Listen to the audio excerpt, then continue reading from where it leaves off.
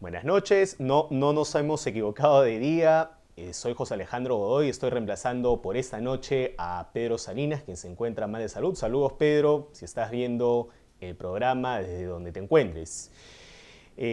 No hay muñequito, obviamente, hemos venido realmente de improviso, pero finalmente estamos aquí para comentar un poco. Vamos a tener de invitado a Juan José Quispe del Instituto de Defensa Legal, con quien vamos a conversar sobre el gran tema de esta semana, que es el tema del indulto, y esperamos que Johnny Lescano pueda desocuparse del Pleno del Congreso para que venga aquí al programa también. Un par de cosas que comentar chiquitas antes de tener a Juan José Quispe ya con nosotros. La primera es que se han conocido hoy día los informes médicos del señor que han presentado los hijos del señor Fujimori para sustentar el pedido de indulto. Y cuando los he comenzado a revisar, francamente, lo que uno encuentra es, digamos, un paciente que tiene lesiones recurrentes en la lengua, pero no a un enfermo de cáncer terminal, ni a un enfermo al cual la cárcel va a suponer un agravamiento de su salud, más aún con la cárcel que el señor Fujimori tiene, que es básicamente un chalet de clase media alta, como lo hemos dicho en otros lados. En realidad, la enfermedad del señor Fujimori aparentemente todo indica que es tratable y, por tanto, el tema del indulto está en un gran paréntesis que todo indica que va a ir por el no. Vamos a hablar con nuestro primer invitado sobre ya las cuestiones más legales respecto a este tema. Lo segundo que quería comentar es todo este lío que se ha armado en relación con el caso de los helicópteros incendiados en Quiteni, los helicópteros de una empresa contratista de TGP, la empresa transportadora del gas de Camisea, que es un tema y es un hecho bastante fuerte y bastante complicado, porque del gas de Camisea depende en este momento el 40% de la energía eléctrica del país, con lo cual si nos cortan el gas o el gasoducto y comenzamos a tener problemas, podríamos volver a las épocas de los apagones, aquellas que desde los años 80, principios de los 90, no vivíamos. El tema es complejo y el ministro Pedraza, con algo de proporción de la realidad, decía que efectivamente habían que mejorar las condiciones, había que mejorar la seguridad, y de hecho hoy en la República, Ángel Páez y Doris Aguirre presentan un completo reportaje en el cual se indica que TGP, la empresa transportadora de gas, le pidió a las Fuerzas Armadas que salieran de ahí, craso error. ¿Por qué les pidieron que salieran de allí? Porque obviamente Sendero está presionando por otorgar, para pedir cupos a la gente de estas empresas y por tanto poder mantenerse con cierta actividad en sus negocios y dejar que TGP haga sus negocios, que ha sido un poco la tónica de los últimos 8 años en general, desde que el gas de Camisea se explota. ¿Dónde viene lo complicado? Ayer el ministro Juan Jiménez, el presidente del Consejo de Ministros, en una declaración poco afortunada, dijo que no debíamos hacer una novela sobre lo que había ocurrido en Quiteni. Francamente, la novela la está haciendo el señor Jiménez, que no entiende que es un tema que nos preocupa a todos. Se preocupa al empresariado y ha salido la gente de la CONFIEP, un Pax presidente de CONFIEP como Ricardo Briceño, a pedirle al gobierno que por favor haga algo. Y el otro lado se contradice con sus propios ministros. Hoy día el ministro Pedraza ha tratado de poner algo de paños fríos a la situación y decir que sí, efectivamente hay una preocupación del gobierno sobre el tema, sin polemizar del todo con su jefe, con el señor Jiménez.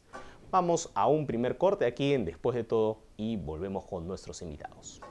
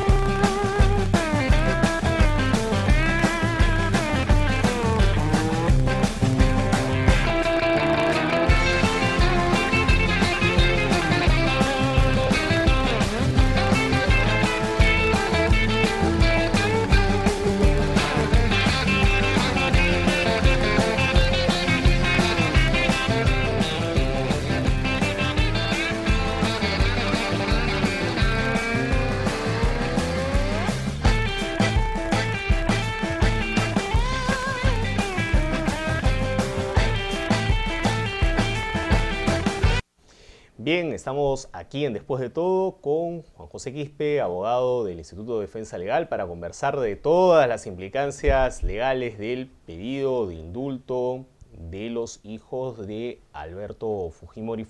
Y digo de los hijos porque el señor Fujimori no ha firmado su pedido de indulto y quiero comenzar por ahí con Juan José. Gracias por venir. Gracias a ustedes. ¿Quién debió firmar el pedido de indulto? ¿Fujimori o lo podían hacer sus hijos? Definitivamente que lo debió firmar Fujimori, ¿no? Esa es la premisa inicial, pero a falta de eso lo han hecho todos sus hijos de manera conjunta y están pues presentando no solamente la petición de indulto, sino también una carta que no ha salido a la luz solicitando directamente al señor Humala, al presidente Humala, que le concede el indulto. Ahora, este tema de la firma no es, digamos, un simple hecho anecdótico. Los hijos del señor Fujimori dicen, o por lo menos la hija mayor, la señora Keiko Fujimori, dice que el señor Fujimori no ha firmado porque estaba con un cuadro de depresión y por tanto nadie le ha dicho nada de que ya se presentó el expediente. Sin embargo, cuando vamos al reglamento de la Comisión de Gracias Presidenciales, se pide que el interno mismo sea quien firme. Así es. Con lo cual, podríamos estar ante la situación, y lo ha dicho el doctor García Toma esta tarde en el Diario El Comercio, en que de repente mesa de partes del Ministerio de Justicia se dan cuenta de este detalle y le dicen, bueno, señora Fujimori, tenga acá su expediente y que firme el interno. Claro. Yo pienso que definitivamente lo han hecho por, primero, aprovechar la oportunidad política que le dio el propio presidente Humala en el sentido de señalar pues que hasta la fecha no recibía ningún documento de la familia o del propio expresidente Fujimori. Sin embargo, como usted bien lo dice, puede ser una causal de nulidad esta presentación donde no conste la firma del señor Fujimori y uno, o le devuelven el documento o después regulariza esta situación.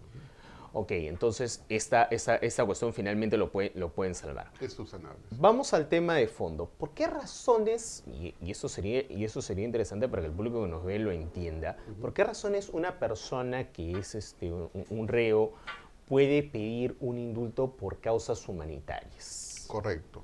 Una persona que está cumpliendo una pena privativa de libertad en un establecimiento penal, que no es el caso, porque la DIROES está fungiendo de un establecimiento penal para un expresidente, puede solicitar por razones humanitarias de acuerdo al reglamento que hay para la solicitud de indultos. Puede de tres formas, puede ser por enfermedad mental, puede ser por una enfermedad terminal o puede ser porque la enfermedad que tiene se ve agravada por las condiciones carcelarias, que es el último tema es el cual se ha acogido la familia Fujimori para solicitar el indulto, ¿no? Claro, pero tiene que ser no solamente una enfermedad que se agrave por el estado de carcelería en sí mismo, que tiene que ser una enfermedad incurable, que es una enfermedad que tiene que tener ciertos requisitos además. Así es, ¿no? Tiene que ser una enfermedad que las condiciones carcelarias hagan viable que esta persona pueda morir en un penal. Claro.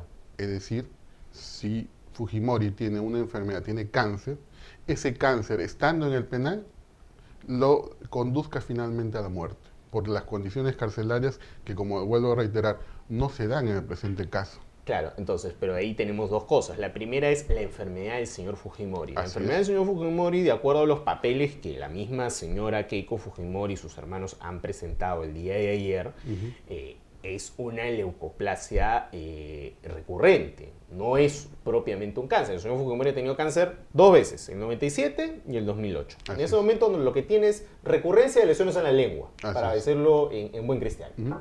Lo que tiene el señor Fujimori no ha hecho metástasis. Exactamente. Ese es un punto clave que debemos tener en cuenta. Entonces, las condiciones carcelarias, el DINOES donde se encuentra, es un penal donde tiene un área de 400 metros cuadrados, tiene visitas diarias, tiene un médico de cabecera, el doctor Aguinaga. Cuando se agrava alguna situación de su salud, es trasladado a un hospital o a una clínica. Dígame usted, en el Perú, ¿qué preso tiene esas condiciones? Bueno, ninguno. Es prácticamente, no es propiamente, pero es prácticamente un arresto domiciliario. El señor Fujimori vive en una casa a 400 metros, que es casi un chalet de clase media alta o alta. Así es. Primero, no sufre las condiciones de un preso común. No está en el jirón del Unión del Lurigancho. Así es, ¿no? Recibe visitas a cualquier hora del día. Recibe visitas de autoridad, recibe visitas de familiares, de personas que quieren, de simpatizantes, de políticos. ¿Cuándo un preso en el penal tiene esas condiciones? ¿No estamos yendo contra la Constitución, la igualdad que tenemos tener todos ante la ley? Claro, pero ahí el problema es que ya es un tema más político. O sea, en realidad el señor Fujimori no se le pone en una cárcel común por, uno, la consideración de que en algún momento fugió la primera magistratura de la nación y en segundo lugar porque el tema de las condiciones carcelarias de Fujimori ha sido arma política con el gobierno de García y muy probablemente la sea también con este gobierno. Pero yo quiero precisar algo, que esas calidades personales que ha tenido el presidente Fujimori no está en ninguna ley que establezca eso. Exactamente, No hay exactamente. eso. Ok, entonces ya tenemos muy claro que se han ido por este tercer camino de la enfermedad que no es terminal, pero que puede agravarse y puede terminar en muerte de acuerdo a las condiciones carcelarias y hemos visto que con la información que tenemos eso no procedería. Ahora, la Comisión de Gracias Presidenciales tiene que emitir un informe y no tiene un plazo para emitirlo. No tiene ningún plazo. Lo que sí hay que señalar que esto no es como dice la familia Fujimori, no es como dicen los fujimoristas, valga la aclaración, en el sentido de que solamente con el informe de los médicos que lo están tratando va a ser viable que el presidente tome una resolución final y diga, bueno, concedo el indulto a Fujimori. Eso no es así. ¿Por qué? Y ahí entra una consulta. ¿Es la sentencia del Tribunal Constitucional sobre Crucidad la que pone una serie de parámetros para este caso? De alguna manera sí, de alguna manera sí. Pero lo que está bien en claro acá es que Fujimori va a pasar, no solamente, va a ser todo un procedimiento que se hace para concederle el indulto. Exacto. Es decir, al donde se encuentre a la comisión de gracias presidenciales de indultos, va a acudir, los médicos van a explicar la Exacto. enfermedad que tiene Fujimori. En segundo lugar, se va a llamar a otro grupo de médicos que puedan ilustrar a estas personas que van a finalmente dar el visto bueno para que el presidente firme la resolución de indulto en caso lo quiera dar. O sea, para ponerlo en términos simples, vamos a tener una junta médica independiente y una segunda opinión. Así es. De eso se tiene que Como hacer. cualquier, o sea, como a cualquier paciente que tiene o ha tenido en este caso una neoplasia, es decir, un cáncer. Por supuesto, ¿no? Hay que ver y hay que ver finalmente si se convierte en una suerte de un procedimiento tipo judicial. ¿Por qué? Porque van a estar los médicos que lo tratan a Fujimori y van a estar otros médicos especializados que de alguna manera van a confrontar las opiniones para que finalmente esa comisión dé un visto bueno, ¿no? Ahora, la comisión emite un informe y este informe puede ser considerado o no por el presidente de la República. Así es. Entonces, la primera situación que se puede presentar es que ellos emiten un informe favorable y el presidente de la República diga no. Claro. Pero hay una situación que puede parecer curiosa al público, pero que también está dentro del terreno de las posibilidades, y es que la comisión diga no hay las condiciones y el presidente de la República diga se indulto. Claro, hay esas dos posibilidades, pero creo que no nos podemos poner, y no veo ese escenario en donde el presidente, habiendo escuchado, habiendo visto el informe de la Comisión de Indultos, de Gracias Presidenciales, diga, bueno, no me interesa lo que ustedes opinen, no me interesa lo que ahí se haya debatido o ahí se haya demostrado, y yo sí le concedo el indulto. Ahí entra La cuestión nuevamente el política. tema de no, y entra también el tema de cómo lo motiva. Por supuesto, por supuesto. Cómo lo motiva. Y eso es susceptible de control por parte del Tribunal Constitucional. Definitivamente que sí. Ahora, el Instituto de Defensa Legal patrocina a un grupo de las víctimas de los casos por los cuales Fujimori está en la cárcel, ¿no? Así es. Si finalmente se concede el indulto por razones humanitarias y ustedes no ven una razón para poderlo indultar, ¿qué pasos a seguir ustedes tendrían en el plano legal? Bueno, el plano legal sería muy similar a lo que... Primero sería una resolución ilegal, porque para nosotros, desde nuestra percepción, el que el presidente de la República le concede el indulto al señor Fujimori sería totalmente ilegal, porque no se encuadra lo que tiene Fujimori dentro de las tres opciones para otorgar una gracia presidencial como el indulto.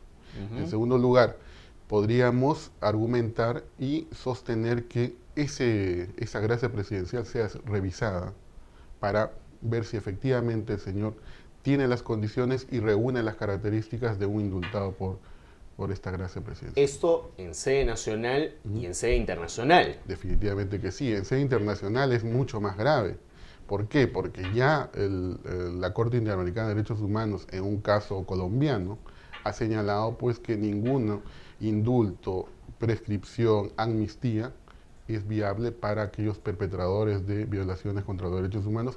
En el caso específico, Fujimori fue sentenciado y condenado, si bien es cierto, por homicidio calificado, pero es un delito considerado como de lesa humanidad. Claro, justamente eso es lo que habría que explicar, porque los abogados del señor Fujimori o los abogados oficiosos del señor Fujimori han venido diciendo que en la parte resolutiva de la sentencia no dice que se sentenció al señor Fujimori de crímenes de lesa humanidad, por crímenes de lesa humanidad por graves violaciones de derechos humanos.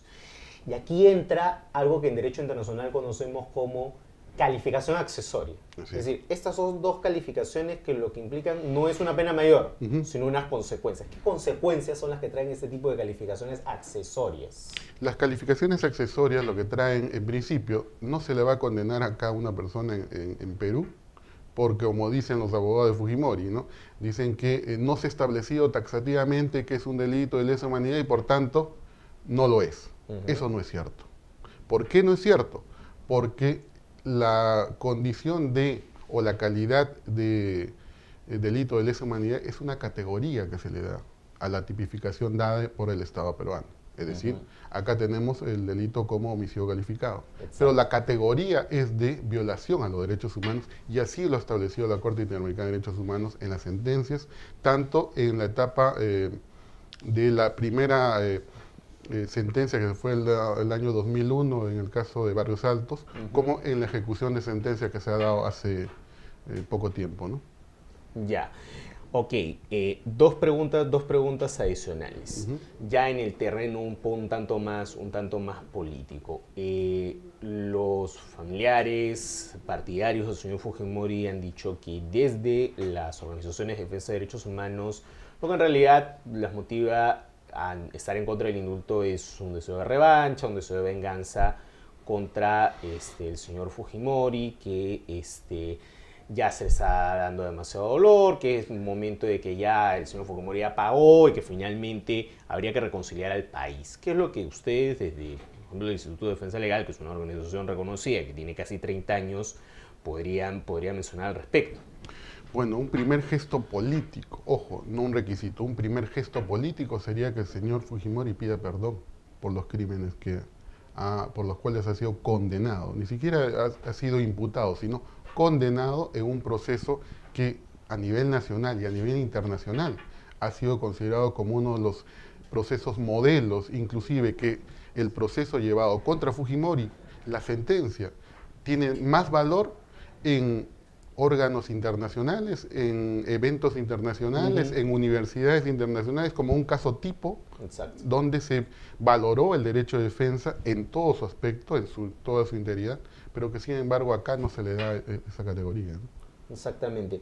Finalmente, para concluir, Juan José, ¿qué reflexión cabe después de todo este barullo que se ha armado en relación con el indulto y el intento del fujimorismo de tratar de vender gato por liebre con los indultos otorgados por la Comisión Lancier durante el propio gobierno de Fujimori y después durante las comisiones similares que existieron tanto en el gobierno de transición como en el gobierno de Alejandro Toledo? Es un gato por liebre que están vendiendo a nivel de la opinión pública. Estamos hablando de dos tipos de casos totalmente diferentes. Primero, durante el gobierno de Fujimori, cuando se dieron los decretos leyes para combatir a la subversión, también se cometieron excesos. y por eso se creó una comisión denominada Comisión Lancier, Comisión de Indultos para Inocentes. Era una comisión totalmente especial y diferente a cualquier otro tipo de comisiones, en donde aquella persona que fue condenada por el fuero privativo militar o por la justicia común y hubo un error judicial, esa comisión de indultos se encargaba de revisar estos procesos y otorgar el indulto, el derecho de gracia, porque se había condenado indebidamente a las personas. Ojo, eso fue instaurado por el propio Fujimori, reconociendo que hubo un error en los procesos que se llevaron a cabo en el Estado peruano. Y por leyes dictaminadas por el Congreso, controlado por el señor Fujimori. Por supuesto, por supuesto. Pero lo que yo quiero hacer hincapié es en lo siguiente. Me parece, creo yo, que no solamente se está apresurando el tema del indulto de Fujimori con el cuento de que no firmó porque estaba más enfermo, qué sé yo, porque lo que viene de Chile, eso es lo que Fujimori está temiendo. Recordemos que se ha aprobado una ampliación de la extradición por los denominados diarios Chicha. Exacto, en primera instancia. En primera instancia por la Corte Suprema de Chile. Ahí estamos hablando en donde los propios generales del ejército y diversas personas que están comprometidas en el Servicio de Inteligencia Nacional han señalado que se desfalcó, se desvió 122 millones de dólares por órdenes de Fujimori. El propio Montesinos en la sentencia, eso consta en la sentencia de este caso, que ya tiene sentencia definitiva además, reconoce el desvío de los montos. Así es. Y que todo esto era para la campaña de la reelección. Así es.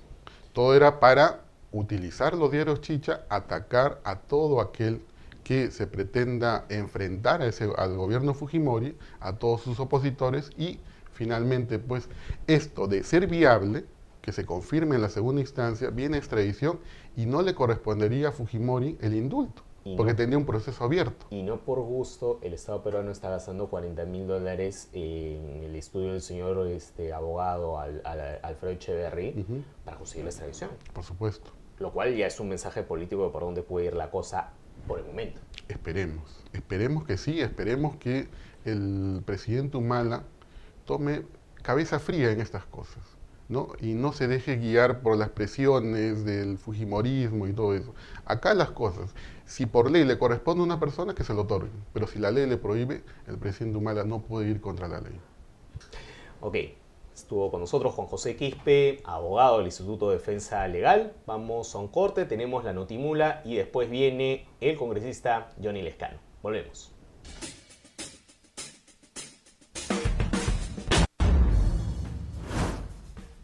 La comisión multisectorial encargada de elaborar propuestas para mejorar las condiciones de las actividades extractivas en el Perú presentó un informe destinado a marcar la agenda ambiental en el país durante los próximos años.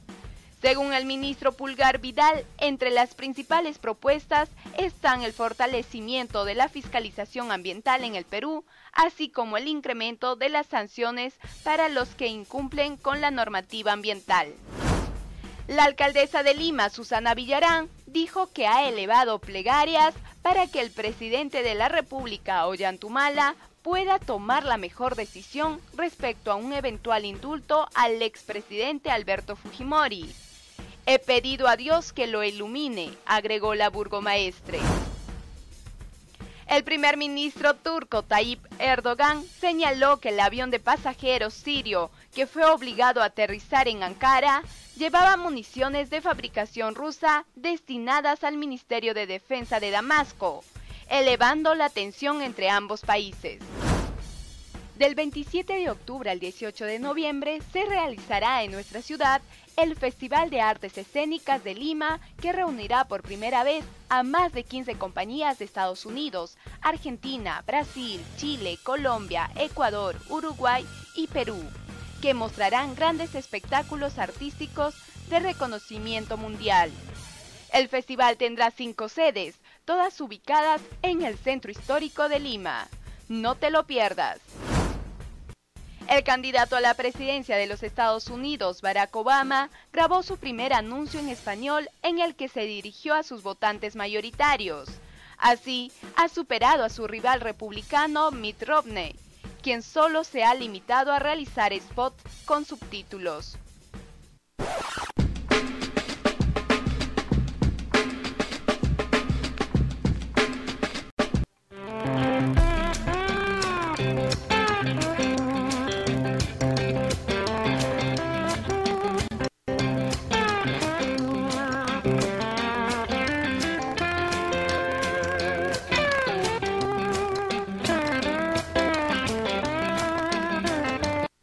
Continuamos en Después de Todo. Soy José Alejandro Godoy, reemplazando esta noche a Pedro Salinas, conductor habitual de este espacio aquí en La Mula TV. Está conmigo el congresista Johnny Lescano, de la bancada Acción Popular Frente Amplio, para conversar con nosotros sobre el tema del indulto Fujimori y sobre algunos otros puntos de la política peruana. Congresista Lescano, buenas noches. ¿Qué tal? Buenas noches, un saludo. Yo quería comenzar, gracias, quería comenzar por el pronunciamiento que ha hecho Acción Popular en relación con el tema del indulto. ¿Cuál es la posición ya institucional del partido respecto a este tema? Bueno, hoy día se ha expedido un comunicado del partido por la Secretaría General Nacional como por el Comité Ejecutivo Nacional, ¿no? Y el partido ha indicado que no están dadas las condiciones para dar un indulto, ¿no? No está bien clara la situación de salud del ex presidente Fujimori, y en segundo lugar ve problemas de carácter legal. Hay leyes que prohíben la concesión de indultos y leyes que se han expedido en el mismo gobierno de Fujimori en el año 95, la ley 26478. Que es la que tiene que ver con el tema del secuestro. Del secuestro grave. De manera tal que prohibiendo esta ley que se dé indultos a sentenciados por secuestro agravado, obviamente no procedería. Y como te dije, la cuestión humanitaria, donde la situación de salud del expresidente nosotros no vemos clara de que esté en una situación difícil, está en una prisión privada prácticamente, ¿no? Hay internos que están en peores condiciones, ni siquiera se le da este tipo de beneficios, y finalmente nosotros pensamos de que la Corte Interamericana de Derechos Humanos, en el supuesto caso que el gobierno peruano, el presidente, otorgue este beneficio, va a revocar, va a dejar sin efecto el indulto. Es lo más probable. De la misma manera como hizo con la sentencia de Villestein. Así es, de Villestein con el caso del señor Pinto, ¿no? Exacto. Entonces nosotros pensamos que no podemos someterlo al gobierno peruano a un riesgo de esta naturaleza, nos va a desprestigiar internacionalmente, y además va a hacer que el señor Fujimori salga y después de un tiempo tenga que ingresar, y esto simplemente va a tener efectos políticos, pero en nada va a favorecer al Perú, porque el país se va a dividir nuevamente, van a abrirse nuevamente las heridas, va a haber una discusión, se va a polarizar. Nos parece muy complicado el asunto. De hecho, ya la ha habido, de hecho ya se están produciendo. Claro, y hay discusiones, pues unos están a favor de discusiones sobre este tema, y ahí yo quería preguntarle cómo nota a sus compañeros en el Congreso, no solamente su bancada, que ya fijó una posición muy clara. Bueno, hay algunos que no tienen una posición muy firme, no dicen que se otorgue o que no se le otorgue, sino tiene una posición un poco ecléctica, ¿no? Intermedia. Dicen, bueno, que se evalúe, lo dejemos al presidente para que evalúe. No tienen una posición clara. Nosotros pensamos que los partidos políticos sí deben sentar posición sobre estos hechos que son eminentemente políticos. Para eso están los partidos. Cuando se presentó el asunto en la segunda vuelta entre Keiko Fujimori y Ollanta Humala, todos también decían, bueno, no sabemos, estamos dejando a nuestros militantes que voten libremente, y Acción Popular salió a decir, vamos a apoyar a Humala, y de ahí recién salieron algunos otros grupos para decir que iban a apoyar a Humala, ¿no? Ahora, eso lo hicimos de forma consciente, sin ningún tipo de conversaciones, ni pactos, ni mucho menos. Ahora, en este caso lo estamos haciendo igual. Ahora, ustedes, Somos Perú y Perú Posible, que hasta hace unos meses eran aliados todos, son los únicos 3 partidos que se han mostrado ya institucionalmente en contra del indulto tal cual se están dando. Por lo menos tal y conforme está la situación en estos momentos, nosotros pensamos que es inconveniente para el país. Y está distrayendo un poco este asunto, a mí me parece, donde sí debía unirse el Perú respecto al asunto de La Haya, el asunto del pleito con el mar del Perú, el mar de Grao, ¿no? o en temas como el terrorismo, por ejemplo. O en otro tema, ¿no? Donde el Perú debe estar unido, debe estar, digamos, consolidado y haciendo fuerza. Y estamos a punto, en diciembre comienzan los informes, al parecer, orales, y luego vienen los alegatos que se van a hacer públicos, ¿no? Ajá. Yo quería insistir con un tema más político respecto del indulto. Cuando los congresistas fujimoristas y en general los voceros del fujimorismo han intentado hablar del tema del indulto, han intentado poner el hecho de el legado del señor Fujimori. O sea, han dicho, el legado del señor Fujimori ha sido el mejor gobierno de la historia del Perú, ha sido un presidente que nos sacó del terrorismo, que nos sacó de la hiperinflación, y que por esas buenas obras y en gratitud a eso deberían dar el minuto. Acción Popular ha sido un partido de oposición dura, fue un partido de oposición dura. Y ayer recordábamos con el historiador Antonio Zapata cómo el propio Fernando Belaúnde durante los últimos años de su vida encabezó una dura batalla contra Fujimori. ¿Ustedes cómo perciben cada vez que desde el escaño de enfrente sus compañeros congresistas fujimoristas salen con este tipo de argumentos? Bueno, yo creo que están haciendo pues prácticamente un trabajo político, ¿no? Le están sacando partida al asunto, ¿no? Y obviamente están dando mensajes políticos. El mismo hecho de que vayan los hijos de Fujimori andando por la calle para presentar el escrito, un poco que pretenden armar toda una estrategia para sensibilizar no solamente al presidente, sino a la población. De manera tal que yo creo que en el fondo están sacándole partido, réditos políticos a esto, y consecuentemente eso está muy mal porque por medio está, se supone, la salud de un expresidente, ¿no? Y que no debe servir para hacer todo este tipo dar este tipo de mensajes y manipulaciones que se está haciendo actualmente. De tal manera que obviamente en el Congreso se hace algo similar, ¿no?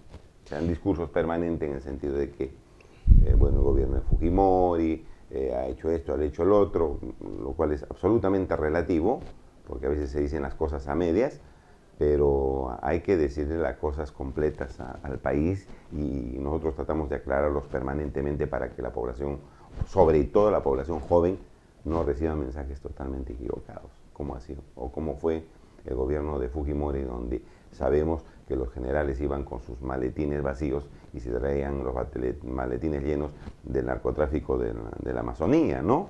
De tal manera, y las otras cosas que hizo. Entonces, no, hay que evitar eso y decirle la verdad al país, pero siento que este asunto nos va a dividir nuevamente, radicalmente, y más que una cuestión positiva va a resultar una cuestión negativa para la marcha armoniosa que debe llevar adelante el Perú.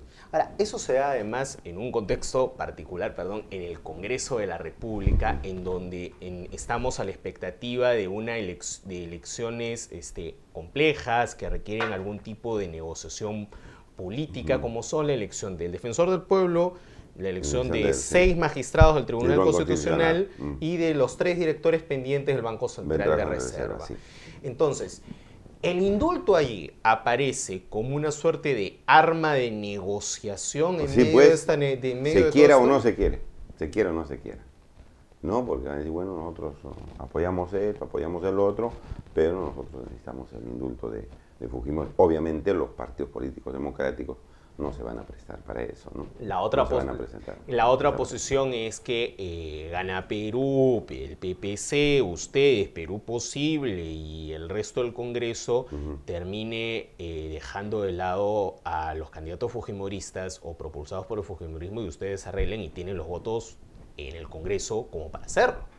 Claro, son 30 y tantos votos que tiene el Fujimori. 36, porque perdieron uno. Llovera pasó donde ustedes. Bueno, con eso se puede tranquilamente designar a los funcionarios, porque necesitamos 80 y tantos votos, 87 si no me equivoco, para la elección de estos funcionarios que son del Tribunal Constitucional, del Defensor del Pueblo y los directores del BCR. ¿Acción Popular tiene un candidato en alguna de estas ternas? Porque se ha hablado mucho del doctor Elías Mendoza, un reconocido abogado, como candidato al Tribunal Constitucional, por lo menos en círculos periodísticos. Claro, él se está presentando, todavía en la comisión no se ha definido nada. Nosotros, si es el doctor Elías Mendoza, hay que apoyarlo porque es una persona que ha trabajado jurídicamente y socialmente mucho.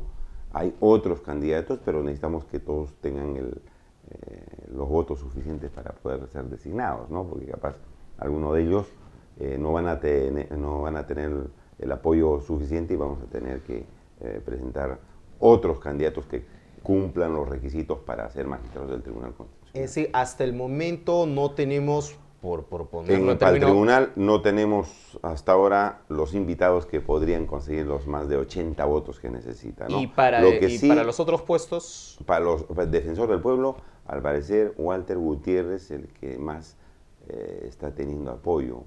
Pareciera que ya ha conseguido el mayor número de votos para ser designado defensor del pueblo. Es lo que yo he... Sin embargo, Perú Posible quiere proponer un candidato alternativo. Sí, pero parece que solamente Perú Posible ha dejado de pronunciarse, de manera tal que con 15 votos no va a conseguir absolutamente nada, ¿no? Y en el BCR, digamos, todavía no se ha BCR definido. tampoco, solamente está avanzado en el caso de defensor del pueblo.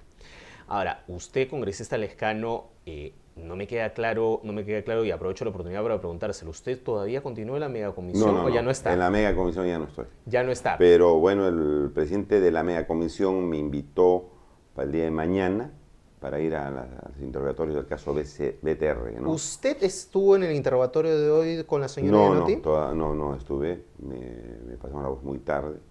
Pero obviamente yo conozco el tema, ¿no? Sería bueno que expliquemos al público de qué estamos hablando. Estamos hablando de aquellos casos en los cuales, en el caso BTR, se robaron pruebas. Claro. Lo que se va a investigar en la megacomisión es cómo ingresaron a la casa de la señora Giselle Gianotti y se perdieron 4 USBs, se cambiaron 4 USBs. Donde estaban, al parecer, los diálogos entre los que estaban haciendo negociados en el Perú. Y habían ahí conversaciones, al parecer, de altos funcionarios del Estado de la época de Alan García. Esos USBs eran de unas características y aparecieron en manos de la Fiscalía de otras, con otras características. De manera tal que sí hay pruebas de que en esta pase de la policía a la Fiscalía, aunque trabajaron juntos, se perdieron ahí los USBs. Exacto. De manera tal que eso se va a investigar y nosotros tenemos pruebas que todavía algunas no se han concluido, no se han analizado a efectos de establecer una conclusión final en el informe, ¿no? Y en el interrogatorio que ustedes van a hacer a los señor Ponce Feijóo y al señor Tomasio, en el cual van a estar mañana, ustedes ¿a qué van a intentar llegar? ¿Qué es lo que van a intentar establecer? Que conocen pues del contenido de los USBs. Y ese presunto contenido de los USBs, ¿ustedes consideran que puede tener algún efecto? Claro, capaz hay exministros o el exmandatario, si hay, digamos, diálogos de negociados, si se estaba coordinando algunas obras ilícitamente. Eso es lo que nosotros vamos a analizar y tratar de conseguir como prueba de que en el gobierno de García hubo actos de corrupción. Como en efecto los hubo, solamente falta establecer las responsabilidades. Ahora, ¿qué tanto se trabajó hasta que usted finalmente tuvo que salir por el cambio de bancada y finalmente usted ha tenido que ser reemplazado en la megacomisión? ¿Qué es lo que se ha podido avanzar hasta ahora? Sobre todo el caso de colegios emblemáticos. El caso de colegios emblemáticos se ha concluido. El caso de Agua para Todos está en media investigación. El caso de BTR se ha comenzado el día de hoy a investigar. De manera tal que en el mejor de los casos estaría concluido colegios emblemáticos y quizás Agua para Todos, aunque yo lo dudo. Por noviembre ya está cerca, en noviembre vence el plazo de la comisión. Pero el congresista Tejada ha adelantado que van a pedir una ampliación. Yo dije desde hace 2 o 3 meses antes de salir que la megacomisión necesitaba plazo ampliatorio, ¿ah? Y ahí vamos a proponer también la reformulación de la comisión, porque la han reformulado a medias, incluso violando algunas normas reglamentarias. Con lo cual tendría que haber alguna representación, de por ejemplo, nuestro grupo, de su nueva bancada. Así es. Que tiene 10 congresistas. Que tiene 10 congresistas, ¿no? Y que uno de ellos estaba investigando y lo sacaron. Y esto es anormal, porque en las demás comisiones de investigación, aunque cuando se mueven los grupos políticos en su composición y conformación, se mantenía la comisión de investigación, porque es prácticamente como un juez que conoce pues, el juicio desde el inicio. Exactamente. ¿Qué hicieron acá? A uno de los miembros lo sacaron y pusieron al otro, con lo cual obviamente la han afectado de alguna manera a la comisión, ¿no? Ahora, congresista, en el caso de colegios emblemáticos, en los últimos días se ha conocido una denuncia hecha por Diario 16 respecto del colegio donde estudió el expresidente Alan García, que es el colegio EUREN, que ustedes no pudieron examinar ya por parte de tiempo. Conociendo usted el procedimiento parlamentario, ¿cómo podría incluirse este caso en una suerte de ampliación del informe sobre colegios emblemáticos o ya no podría Tendría que incluirse? haber algún acuerdo de la comisión, ¿no? Tendría que haber algún acuerdo de comisión, analizar el tema, incluirlo como parte de las conclusiones ya aprobadas que se ha hecho respecto a los colegios emblemáticos, ¿no? Pero tiene que haber un acuerdo. Si son hechos que se tienen que investigar y hay presunciones fuertes de corrupción, obviamente se tienen que incluir. En relación con su nueva bancada, esta nueva bancada que ha formado Acción Popular con este grupo, con algunos miembros seguidos del nacionalismo. ex Gana Perú y un Así es. ex Fujimorista. En estos casos, ¿cómo ha sido la convivencia? ¿Cómo así ustedes han llegado a un acuerdo con estas personas que provienen más bien de los sectores de izquierda? Con un partido que estaba mucho más al centro por lo general, o que ha estado siempre más bien al centro como Acción Popular. ¿Qué puntos los llevaron a confluir en lo que para muchos podría parecer a simple vista como un sancochado, como una alianza contra natura? No, primero que los dirigentes del partido han tenido que entrar en un diálogo con los parlamentarios disidentes del grupo de gobierno. Y ver si hay coincidencias o no hay coincidencias en el trabajo parlamentario. Ellos vieron que había coincidencias y por eso se hizo este grupo que se llama Acción Popular Frente Amplio. Y en segundo lugar, porque en algunos casos los parlamentarios de Acción Popular trabajan algunos temas parecidos con algunos parlamentarios de Gana Perú, Díaz Canseco, con la señora Mávila, con la señora Mendoza. Hay coincidencias en los temas que se han trabajado en el Parlamento, ¿no? No nos ha sido muy difícil, le voy a decir, coincidir. Tenemos la visión más o menos parecida, una visión social, una visión que lucha contra los abusos, contra el abuso sobre todo del poder económico, o lucha contra la corrupción. Ahí hay personas que no están manchadas por corrupción, ¿no? Que se les ha acusado, bueno, algunos caso de Llovera, que lo han suspendido, ¿no? Pero por ejemplo, eso es un caso que me interesaba tocar. ¿Cómo hacen con un congresista como el congresista Llovera, que en primer lugar no es un congresista que era orgánico del Fujimorismo, sino que pertenece a un movimiento regional en Huánuco, y que finalmente tiene todos los problemas que tuvo y que ya son de conocimiento público y es finalmente sancionado?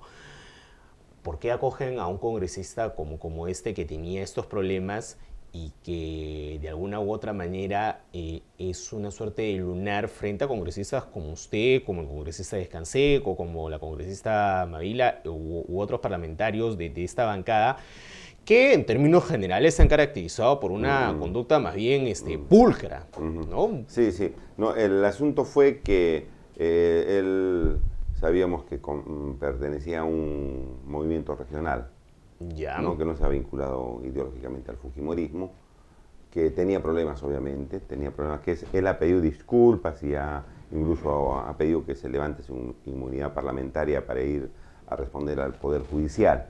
Quizás esos detalles han servido para poderlo acoger en la bancada, a efecto de que en inicio nosotros hicimos una bancada de 6 y después recién nos unimos con Frente Amplio, o sea, con 4 parlamentarios del nacionalismo, ¿no? Pero eso quizás ha servido para convencer a la dirigencia para que pueda decidir la alianza con el señor Llovera, ¿no?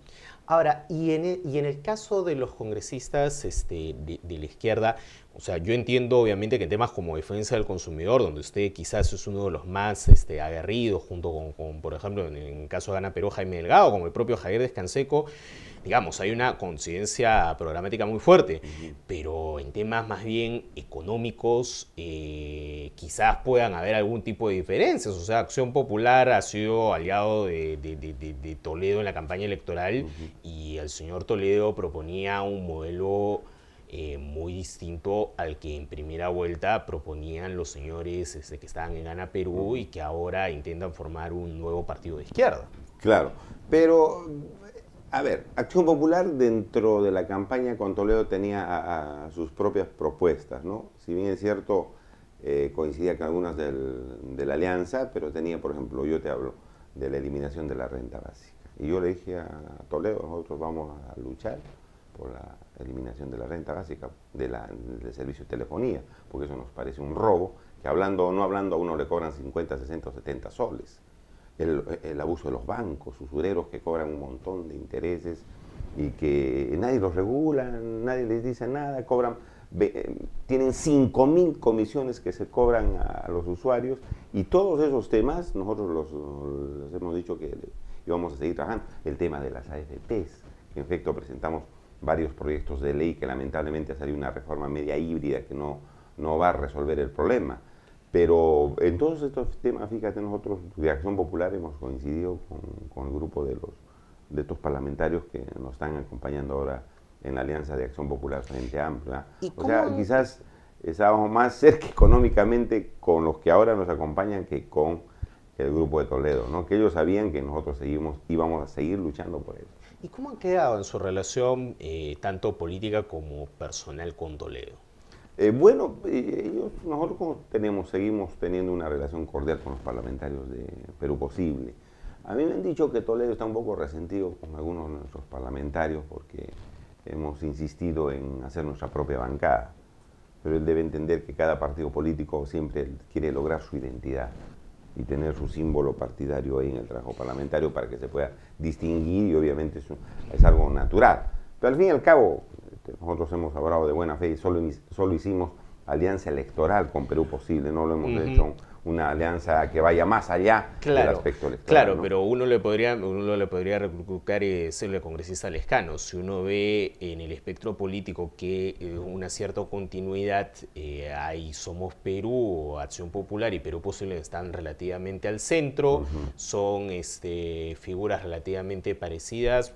Y digamos, habían caminado juntos ya durante 5 años en una alianza parlamentaria, habían tenido ya una candidatura presidencial y parlamentaria, no resultó la candidatura presidencial por las circunstancias que ya todos conocemos, pero finalmente ustedes ya venían labrando un camino juntos y representando un espacio político que quizás merezca similar, ¿no? ser representado de una mejor forma, quizás con un único partido representando a ese espacio más de centro izquierda, por así llamarlo. Sí. ¿No? Sí, entiendo. Hay muchas coincidencias con Perú Posible y Somos Perú, pero entenderás la militancia del partido exigía que tomemos nuestro propio camino, porque Exacto. a los partidos hay que fortalecerlos.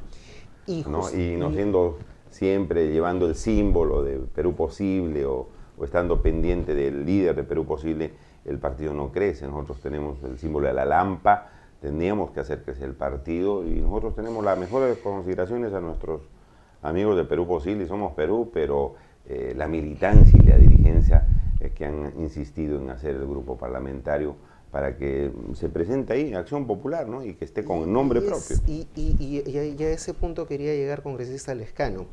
Acción Popular es un partido que ya tiene más de 50 años, más de 55 años en la vida política del país. Ha tenido 2 presidentes constitucionales de la República, el arquitecto de la UNDE 2 veces elegido presidente, el doctor Paniagua en el gobierno de transición. Pero sin embargo, cuando uno habla de Acción Popular, más allá de la importancia que tiene en varias localidades del país, que tiene gobiernos locales importantes, sobre todo en la región de la selva, que es la región que sigue siendo muy atractiva a ustedes. Pero sin embargo, después de la desaparición del arquitecto de la UNDE, del doctor Paniagua, no se ve a un líder nato y claro de Acción Popular que por sí solo pueda conducir al partido y darle un nuevo aire, un nuevo lustre a un partido que muchos podrían considerar como un mero sobreviviente. A ver, sí, lo primero, como te decía, hay que fortalecerlo al partido, ¿no? Y parte de ese fortalecimiento es la decisión de trabajar con nombre propio en el Parlamento Nacional. Los comités se tienen que fortalecer. Que hay varias personas que podían sacar la cara en un tiempo no muy largo en el partido, sí, ¿no? Hay personas que podrían convertirse en los nuevos referentes del partido. Y eso está tratándose de hacer, ¿no? Ahí está el trabajo de Víctor Andrés García Belaúnde, de Mesías Guevara, y otras personas que están trabajando temas y que podrían darle un nuevo aire al partido, ¿no?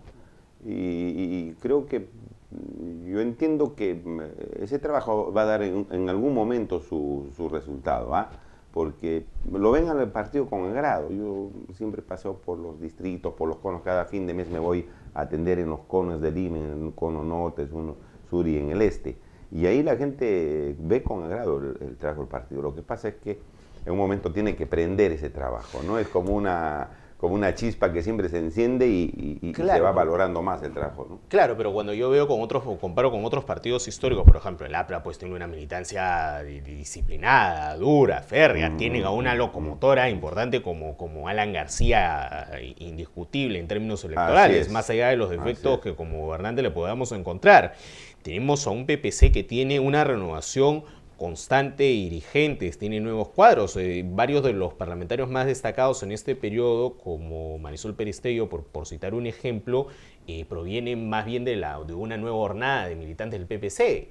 Y cuando uno compara Acción Popular, que ha sido gobierno en tres oportunidades, dice, ¿y dónde está Acción Popular? O sea, salvo la aparición de, por ejemplo, Mesías Guevara, congresista por Cajamarca, que era una figura relativamente nueva en el espectro político nacional.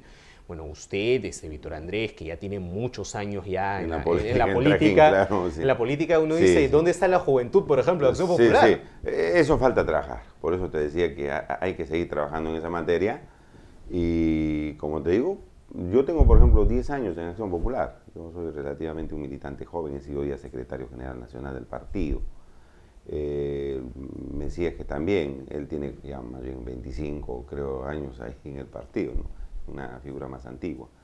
Pero, como te digo, el trabajo del partido, de los pocos parlamentarios que tenemos, es bien visto por la ciudadanía. No, eso y me yo queda muy creo claro. que uno va sembrando, uno está sembrando. En algún momento esa siembra tiene que dar sus frutos. Y que hay que meter más juventud y hay que conversar a los jóvenes, obviamente tenemos que convencer más a los jóvenes, ¿no? Para terminar, congresista Lescano, esta semana se cumplen los 100 años de nacimiento, el domingo que acaba de pasar, de Fernando Belaúnde Terry, el líder máximo de Acción Popular, fundador del partido y quizás es una de las grandes figuras de la política peruana del siglo XX, sobre todo de la segunda mitad. ¿Qué lección deja Fernando Belaúnde a generaciones que no lo conocieron, o como en mi caso que estoy en los 30, conocimos más bien al Belaúnde opositor a Fujimori, más en el plano de patriarca de la democracia, y no pudimos ver, o estábamos en edad de pediatría, cuando ocurrió, por ejemplo, su segundo gobierno? A ver, yo creo que el presidente Belaúnde, a pesar de que hubo errores en los gobiernos, a pesar de que también su gobierno tuvo errores, nadie puede decir que fue un gobierno así perfecto, que hubo actos censurables y que se debían castigar. A pesar de todo eso, a él no le pueden imputar directamente un acto ilícito, un delito. Él fue un hombre honesto que murió en un pequeño departamento en San Isidro. No se enriqueció, no se robó el dinero de los peruanos. Puede haber, reitero, algunos errores en su gestión, pero creo que fue un hombre honrado. Creo que ese es uno del principal detalle, la principal característica del presidente Belaúnde. Un otro aspecto es que era un hombre que trabajaba con su pueblo y por eso se involucraba con él, y cada vez que iba a inaugurar obras no ponía a Fernando Belaúnde Terry inauguró esta obra como hacen los presidentes, sino que ponía el pueblo lo hizo, ¿no? Un hombre de un compromiso social más amplio, que en realidad recogió como doctrina los principios de nuestro imperio, del imperio incaico, ¿no? Y por eso yo repito constantemente los principios del partido, que se resumen a Maquella, Masúa, Mayulia. No seas ladrón, no seas mentiroso, no seas ocioso. Si tú respetas esos tres principios, haces un gobierno, pero de primera línea. No le robes al pueblo, no le mientas al pueblo y trabaja por el pueblo, ¿no? Sin embargo, la gente le podría decir, ok, o un sector de peruanos le podrían decir, y con esto concluimos, congresista Lescano, Fernando Belaúnde era un hombre honesto y creo que nadie podría poner en tela de discusión aquello. Nació en clase media, vivió en clase media y murió en clase media.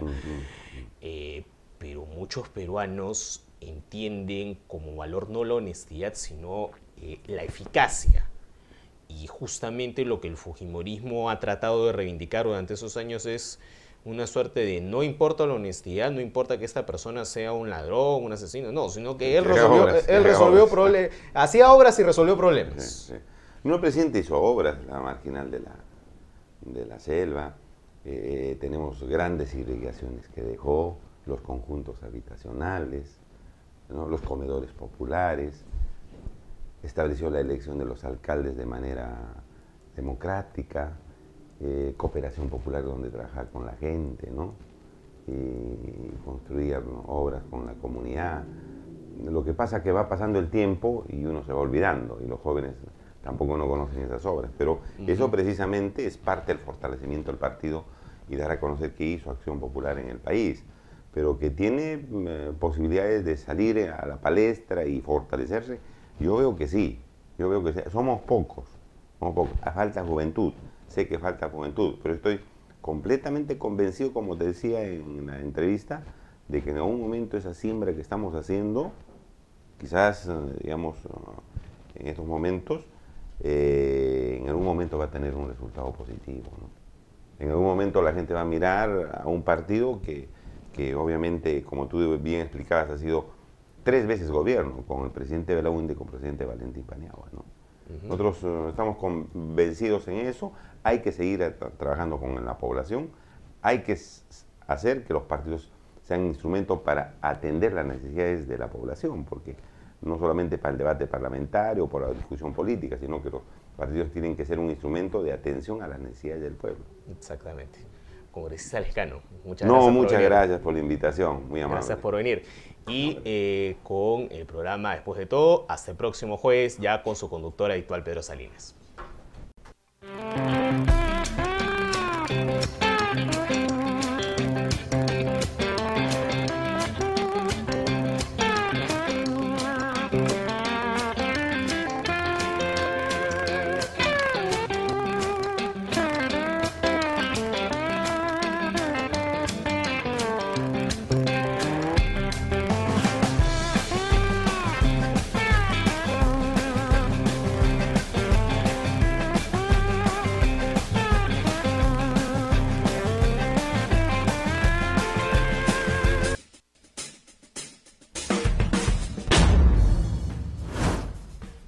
La comisión multisectorial encargada de elaborar propuestas para mejorar las condiciones de las actividades extractivas en el Perú presentó un informe destinado a marcar la agenda ambiental en el país durante los próximos años. Según el ministro Pulgar Vidal, entre las principales propuestas están el fortalecimiento de la fiscalización ambiental en el Perú, así como el incremento de las sanciones para los que incumplen con la normativa ambiental. La alcaldesa de Lima, Susana Villarán, dijo que ha elevado plegarias para que el presidente de la República, Ollantumala, pueda tomar la mejor decisión respecto a un eventual indulto al expresidente Alberto Fujimori. He pedido a Dios que lo ilumine, agregó la burgomaestre. El primer ministro turco Tayyip Erdogan señaló que el avión de pasajeros sirio que fue obligado a aterrizar en Ankara llevaba municiones de fabricación rusa destinadas al Ministerio de Defensa de Damasco, elevando la tensión entre ambos países. Del 27 de octubre al 18 de noviembre se realizará en nuestra ciudad el Festival de Artes Escénicas de Lima, que reunirá por primera vez a más de 15 compañías de Estados Unidos, Argentina, Brasil, Chile, Colombia, Ecuador, Uruguay y Perú, que mostrarán grandes espectáculos artísticos de reconocimiento mundial. El festival tendrá 5 sedes, todas ubicadas